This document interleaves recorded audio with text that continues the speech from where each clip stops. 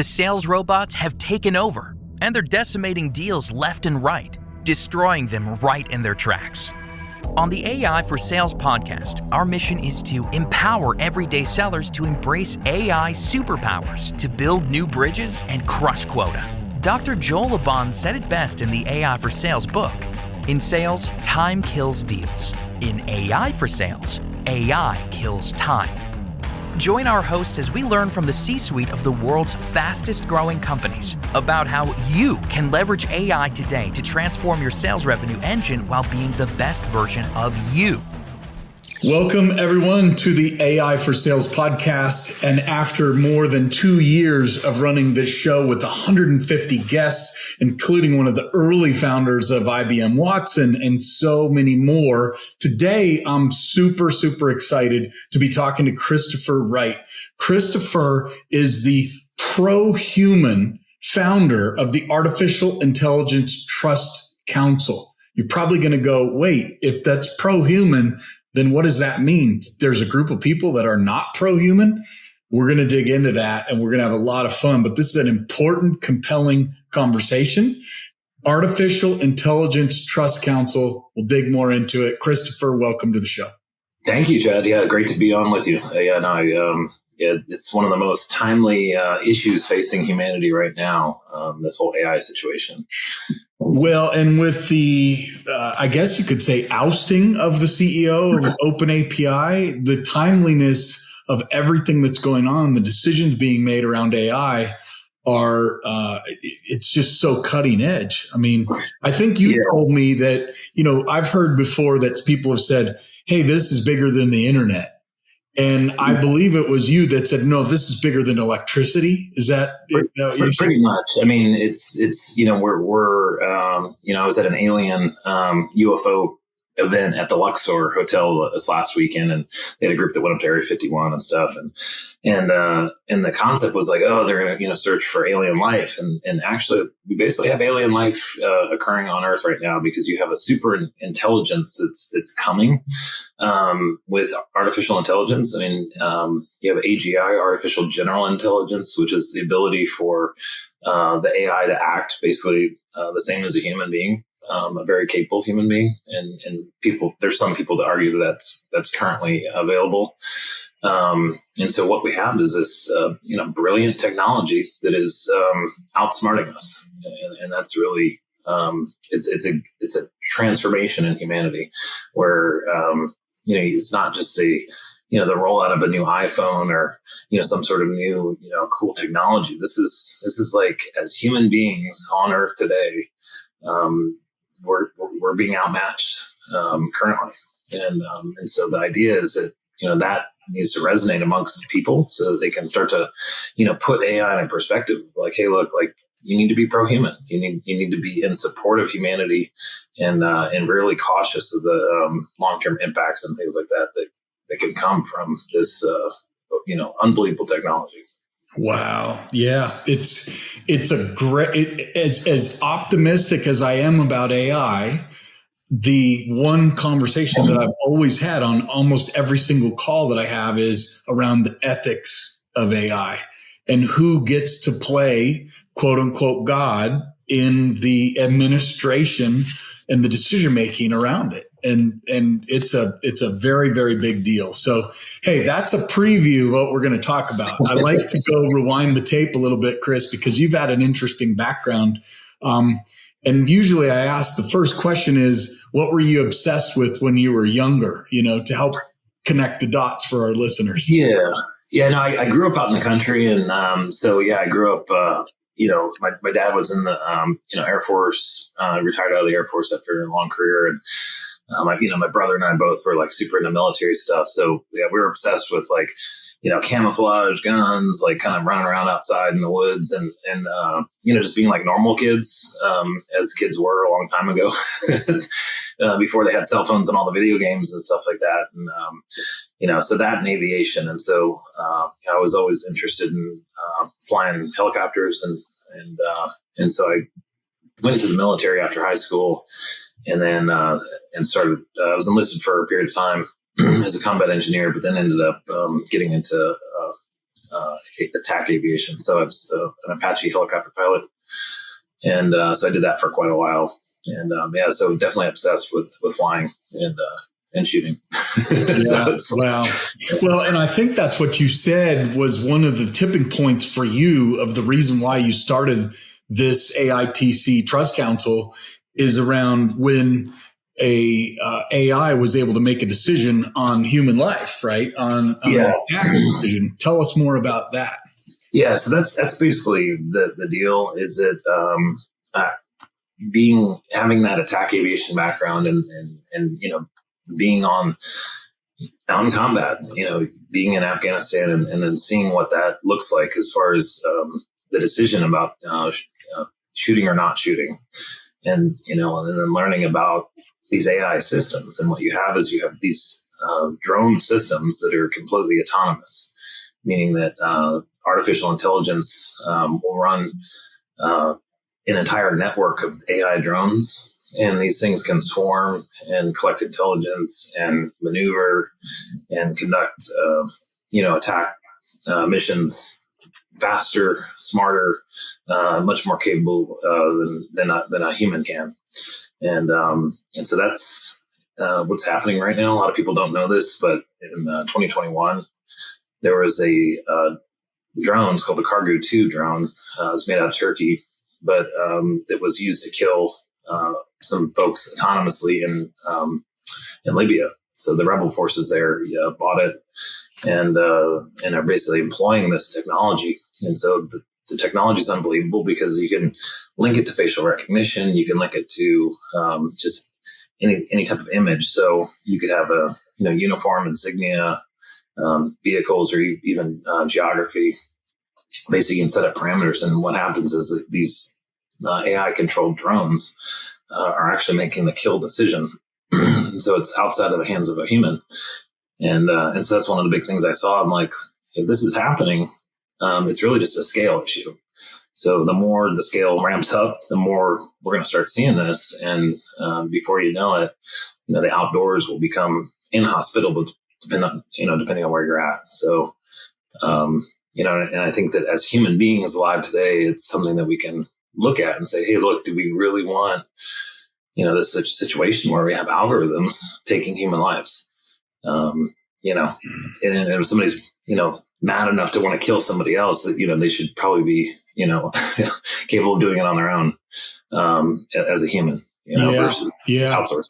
I mean, someone that I work for, Chris Beal, the CEO of Connect and Sell, has been in technology for decades, and he always said human in the loop. And he's been a huge proponent on any software technology that he builds, because we as humans have the intellect to make decisions that can't get programmed into an algorithm. Like you said, favoring human life is one of those, right? Yeah. And an algorithm could be programmed to not favor human life. And that was something in Afghanistan. We'd see it all the time. I mean, you'd fly out and then there'd be what they call a troops in contact or a TIC, mission. You'd roll out and, you'd see some guys kind of hiding in bushes, not really sure what they're doing in there. And, kind of circle around and try to get an eye on what they're up to. And you get a feel for, hey, are they just digging around? Are they farmers? Are they, kids playing around? There's a human, feeling that you get off of it. Mm-hmm. And there was that decision to shoot or not shoot, depending on, the rules of engagement and that kind of thing. But at the end of the day, it really boiled down to that gut instinct on what you're perceiving as a human being, because you understand what it's like to be on the ground doing whatever they're doing. And you kind of just get a feeling for somebody's up to no good or whatever. Cops have that kind of intuition. And right. So you can kind of see that's from a soul level, though. A soul level, yeah. Not an algorithm. Yeah. Yeah. And so with this algorithm, it's just pure efficiency. It's efficiency and it's, So, and it's a black box. And that's the thing that, you can research and understand how AI will produce a solution, but there's so many parameters that occur within AI that it's really difficult to understand how it came upon the decision that it made. So I watched a show on, I think it was Air Force, flying jet missions. And, this person was in the jet for 35 years or something like that, just a master at flying. And they put him up against the AI, and the AI won 10 times out of 10 or 7 out of 7. It was 100% kill rate of the pilot. And so half of me says, well, shoot, wouldn't I want the AI in battle because it's going to win 10 times out of 10? And right. And then, so it's such a complex decision. Right. Why wouldn't you want if I'm the country, I'm the United States of America, and I can get a 10 out of 10 or I can get a 7 out of 10. Well, why wouldn't I choose the 10? Yeah. How do you reconcile that? And you can see that that's what's happening. I mean, you can see because there's a cost savings. You don't have to, there's no human involved in it. So you don't have to worry about the life support systems that go into helping a soldier on the battlefield or a pilot in the air. It simplifies things. And so there is that efficiency. And so, one of the technologies that's out there, it's basically like an air-droppable box that is it's basically a 3D printer. And inside the box is this 3D printer with a bunch of spooled 3D printer material, batteries, motors, sensors and little components. But basically the idea is that 3D printer can sit silently in a location linked with other AI systems, other AI boxes that are dropped. And then at any given time, you can send out a scout drone that can recognize a threat, and then it can 3D print thousands of these little drones to go execute targets. And so, they can come in from all angles. They're very creative as far as coming up with attack planning and that kind of thing. So it's brilliant. And so you have this, extreme level of intelligence on the battlefield, the ability to gather, battlefield intelligence very quickly, disseminate that intelligence across all systems instantly. And so, that's one of the fundamental issues with warfighting. It's like, well, getting the most up-to-date picture of the battlefield in the hands of the warfighter. And with AI, it's instantaneous. And so it's like this hive mind that can work to help attack targets. And so, you can set these things up in a whole, geographical area, and you end up with a situation where you can just dominate a territory with these AI systems. And so you look at the third world. The third world's very, they're getting excited about this stuff because it's cheap and it's easy and it's very effective. And so a lot of the third world countries are using these technologies and building them out. So you'll hear this term. It's called fire, forget, and find. So FFF, but that's really the future. So what that means is it's, you fire the munition, you forget about it, but the munition itself will then find the target on its own. And so it's just an outsourcing of a lot of the decision making of warfighting. Wow. Yeah. So clearly in physical war that we're talking about, there's some major downside repercussions of making these kinds of quote unquote progress. When you move now this level of power of AI into the hands of business leaders, I have to believe that similar, just like some of the smartest, The Art of War, right? That's a book that's ancient. And a lot of times I think things start in the military and then they move into commercial is usually how things happen, right? Yeah. So what you've just described on the battlefield can now be leveraged by businesses, and who doesn't want to dominate their field of play in their business world? So we're not talking about physical attack vectors and taking out a person, but we're talking about taking out companies and the level of sophistication. So is that kind of where the AI Trust Council, you're not just looking at military types of decisions, but you're talking about business deployments of AI as well, right?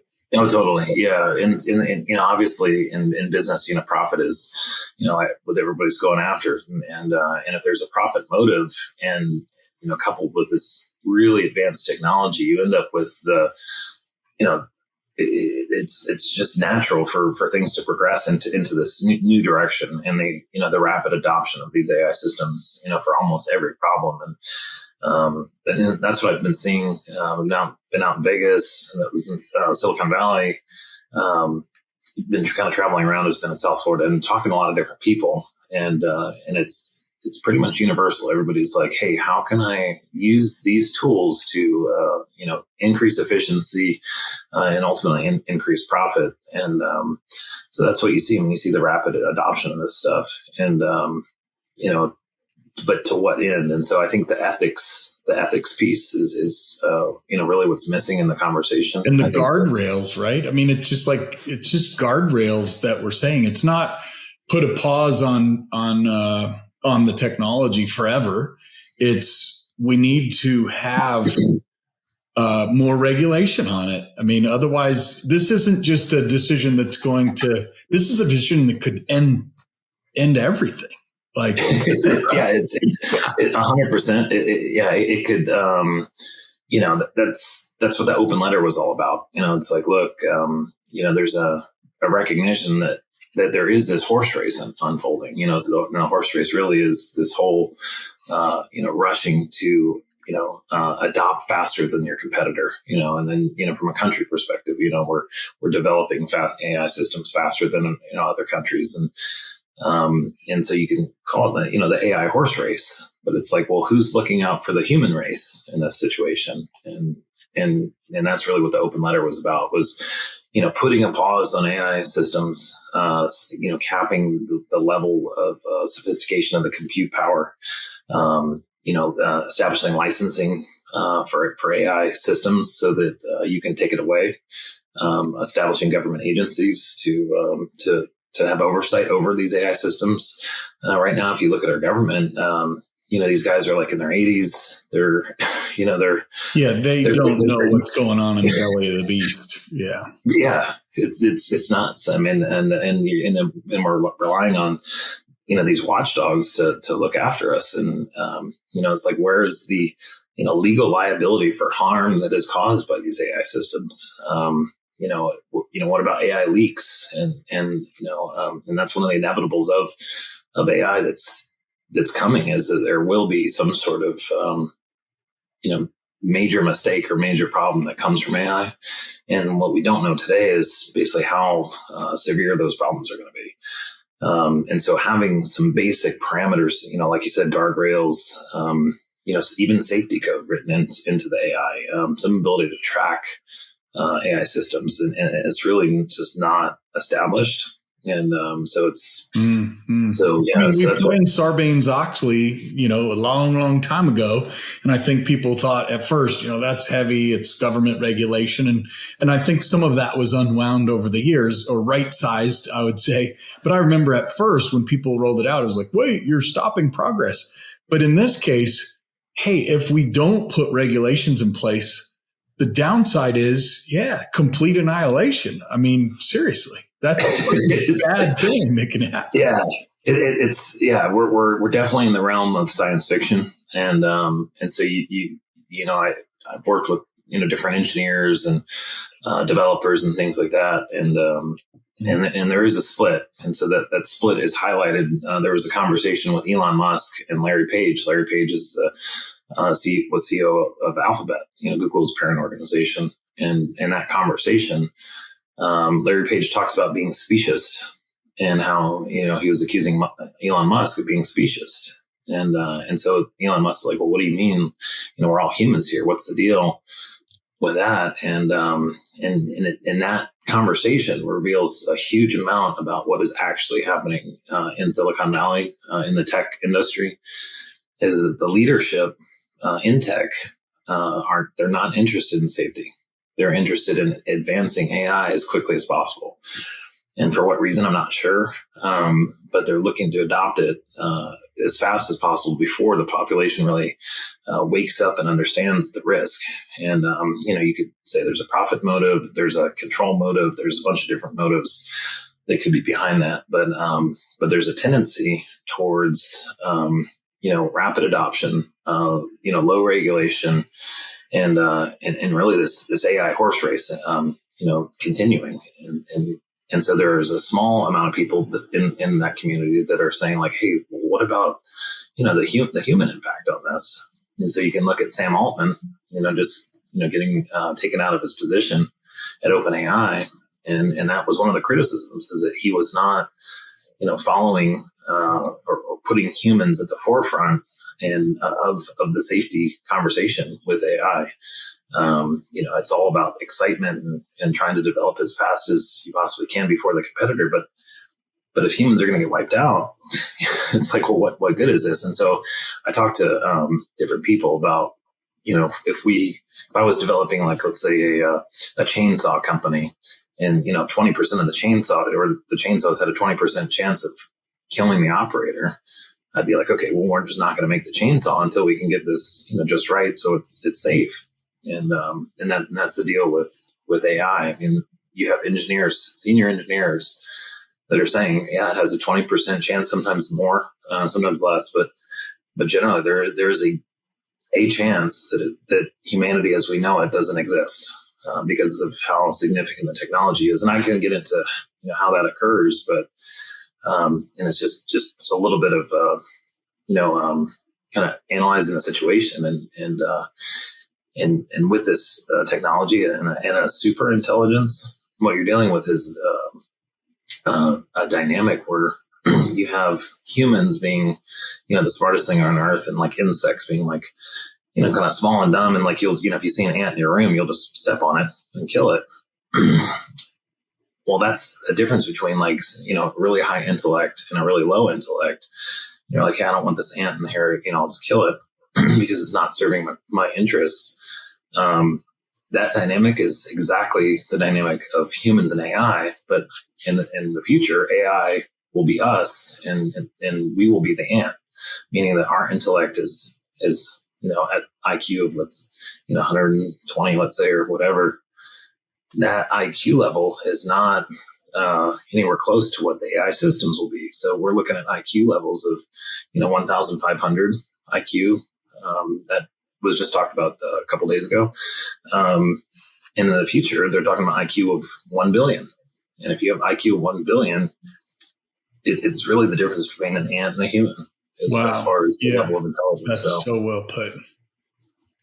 Just unfathomable. Now, you had a conversation with a few people recently, Tucker Carlson and JFK Jr. What happened? How'd that conversation go? It was good. So I talked to Robert Kennedy Jr., saw him at a couple of events out here in Vegas, and had a chance to talk to him and his son, they're great. That the Kennedy family it's an honor to meet them and get to talk to them. But one of the big points that we talked about was, exactly, this conversation. It's like, well, where is AI going and what's happening? And so that issue of, really just not being in alignment with humans and having almost an anti-human tendency, that is a real thing that exists. And so what that is being called is a mind virus. And so you could call it a woke mind virus. You could call it a lot of different things, but our, the population has been subjected to mass industrial level psychological operations. And you can see that from a lot of different perspectives, but, you could do a poll on how much people trust the news, how much people trust the government, how much people trust what they see online. And, people know it's like, you're very, very low, no matter which side of the aisle you sit on right now. Right. Yeah. Oh, totally. Yeah. I mean, and we're just getting misled, left and right. And so truth and trust is the thing that is missing. And so that is like an endangered species. Trust is going away currently because of these technologies. You're able to, create an entirely fake world. You could invent any sort of persona that you would want. You could, fake almost any sort of background. You could be whoever you want to be in the virtual world, right? Exactly. Yeah. Yeah. Yeah. And so the concept is like, well, how do you establish trust? And so that's ultimately what led to the AI Trust Council. But when talking to Elon or talking to Tucker and RFK, yesterday, I got to speak to what I talked about was you can identify people and ask leaders, and especially in tech, are you 100% pro-human? Yes or no? And then what you'll find out is a lot of people are, in terms of AI versus humans, people favor AI. I don't know why, but even to the point of human extinction. So you'll say, hey, here's another question. If AI was going to, wipe out humanity tomorrow, would you be okay, or would you be willing to turn AI? Like if you had the switch, would you be willing to turn AI off to save humanity if you knew that it was going to get destroyed tomorrow? Yes or no? And so I asked Carrie Lake that question the other day, and she got it. But there are people who answer that question in a I don't know how to describe it. It's almost like an extinctionist kind of mentality, or they're not pro-human, meaning that they say like, hey, I'm gonna keep the switch on because I don't want to stop AI. I don't want to slow it down. And I'm like, and so the follow-up is like, well, you're going to avoid slowing it down, even though it's going to wipe out humanity.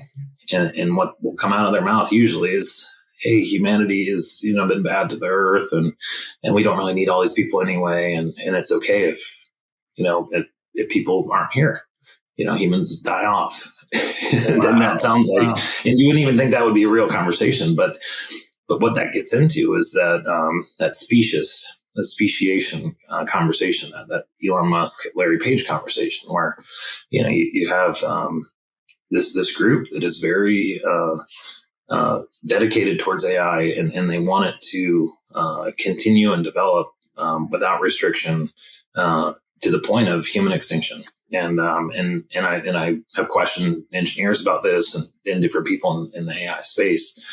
And a lot of these guys are very into science fiction and that kind of thing. And it's almost like they think they're playing a video game.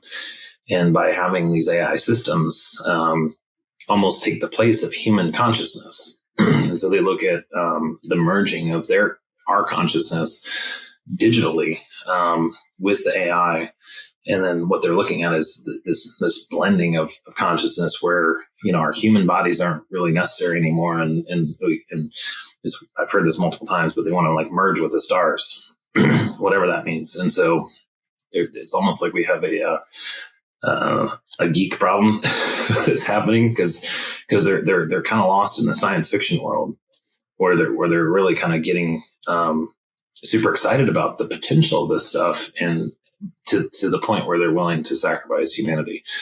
And I'm thinking like, well, if that's the case, if they can't answer these questions in a pro-human way, well, where does that leave us? And to me, it says, look, like if you're in charge of humans, you need to be pro-human, bottom line.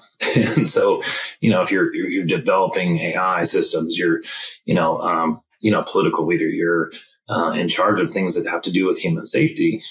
Well, you should be a pro-human person. You should have humanity's back. You should have humanity's best interest in mind.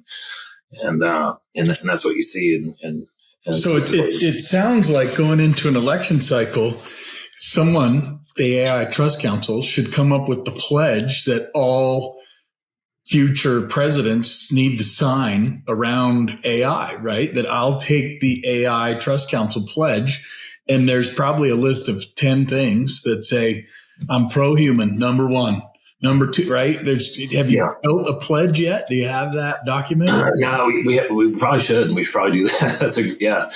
Because it's a qualifier. And I talked to the Republican chair of the state of Nevada at an event a couple of days ago, and he, I was like, hey, I'd be happy to come and talk to your group about AI and blah blah blah.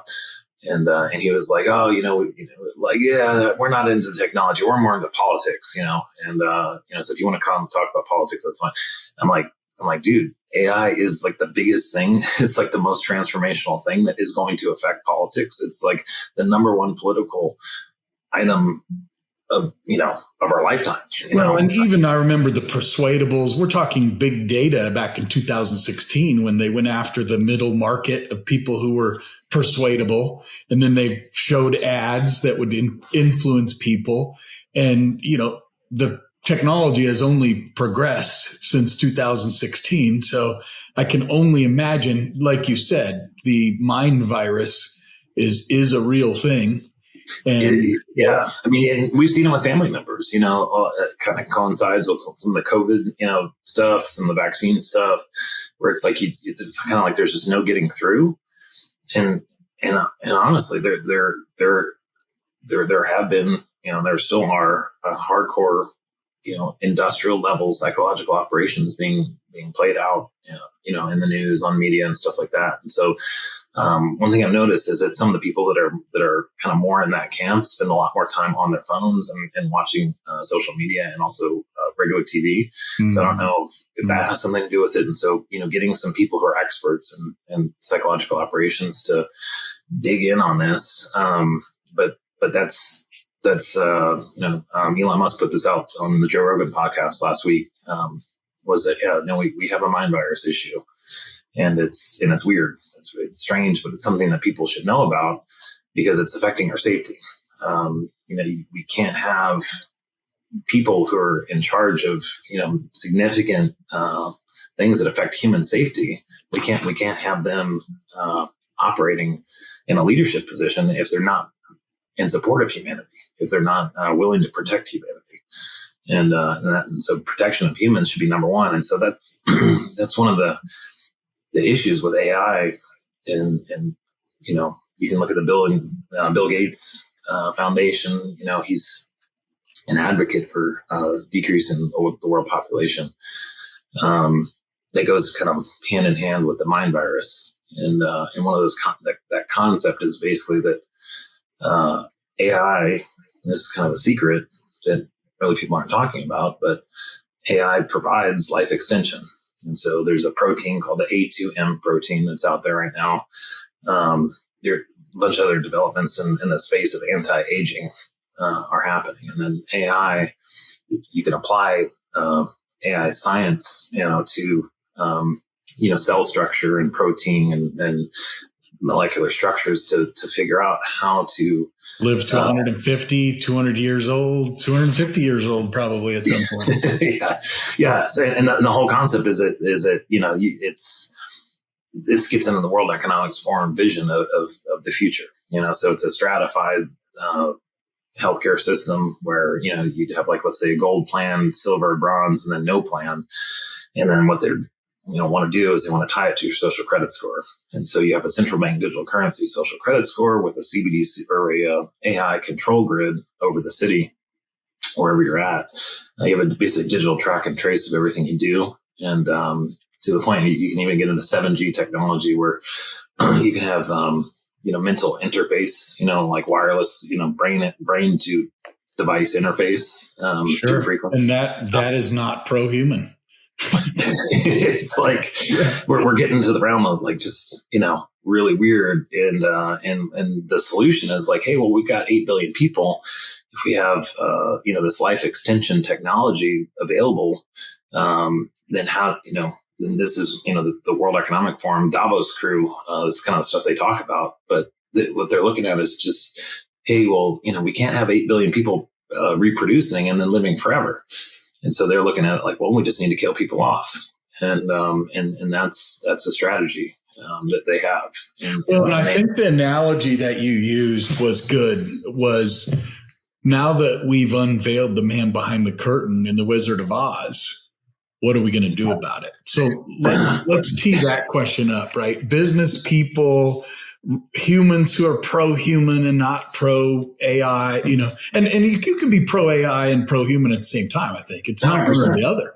It's just the answer to the question is, are you pro-human? Yes or no? Is really the question.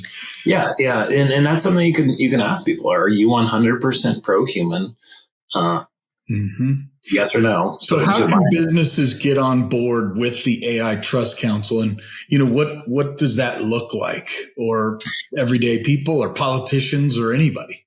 Yeah. So the whole idea behind the platform is that like we said, trust is eroding. It's going away, and it's kind of this commodity that is really, really valuable. And so the idea is to have a platform where individuals can show that who they are, and then be judged by their audience. And so the more trustworthy and honest that you are, being truthful, those type of things, your audience gets a vote on how you're perceived.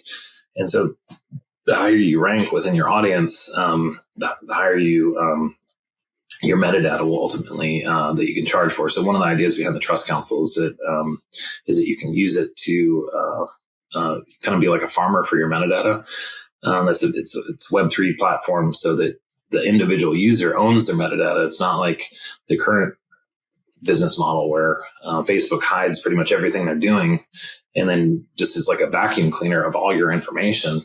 And then what they do with that information is they, sell it to all these third-party advertisers and companies and things like that. And so in the case for the AI Trust Council, the individual user should own their data and then be encouraged to shape that data in a positive pro-human direction, so that there's so really it's like a carrot for showing what is it to be the term right. used. And you've made the decision to put it out there and own your own information, where it's the opposite of what the Davos is working on in World Economic Forum.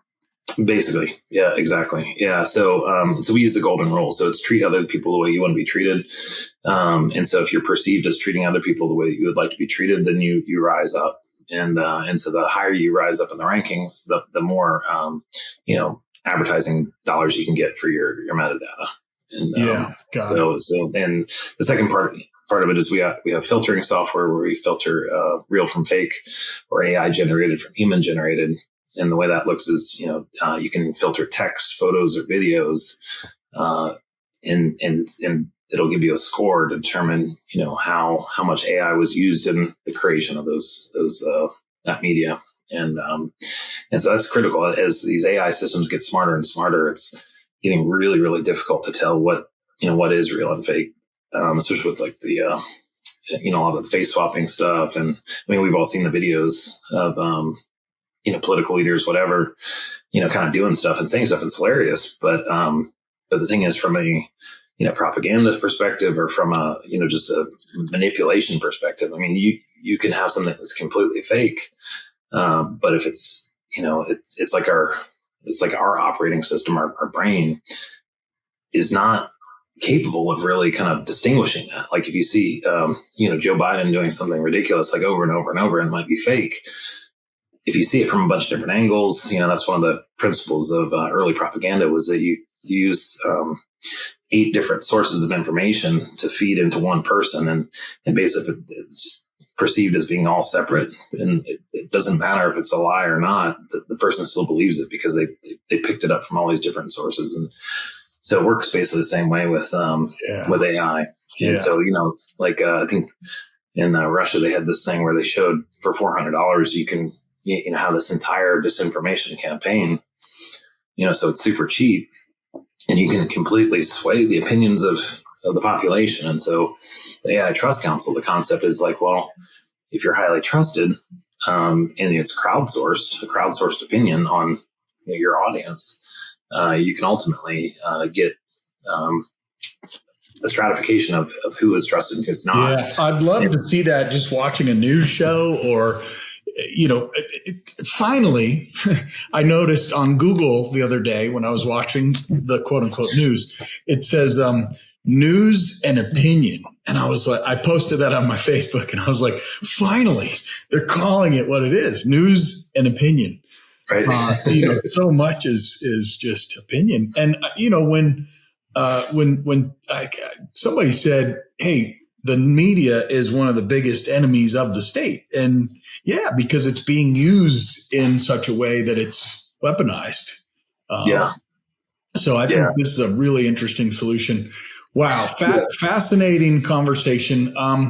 Chris, if people want to get a hold of you or participate in AITC, how would they reach you? So you can go on my LinkedIn. I'm on LinkedIn. It's the AITC, all one word. Also YouTube.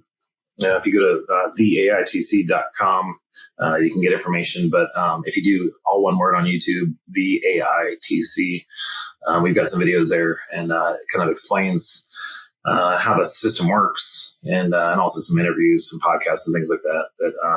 They talk about some of the other folks we have in the Trust Council, and really the big picture of it is taking the most trusted people in society currently, and then giving them a platform to demonstrate that trust. And so, and that's the big picture behind the AITC. It's firefighters, EMTs, commercial pilots, military veterans, air traffic controllers, also humanitarians. Probably pastors would be a good fit.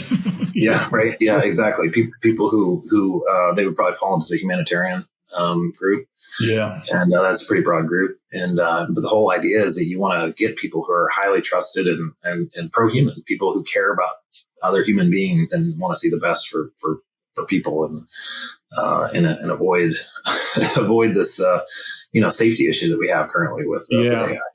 Just to share before we close out, what's the timing look like? Is this something like if we don't act in a year, things can go really awry really fast, or do you have any perspective on the time horizon? Yeah, it's pretty much an emergency.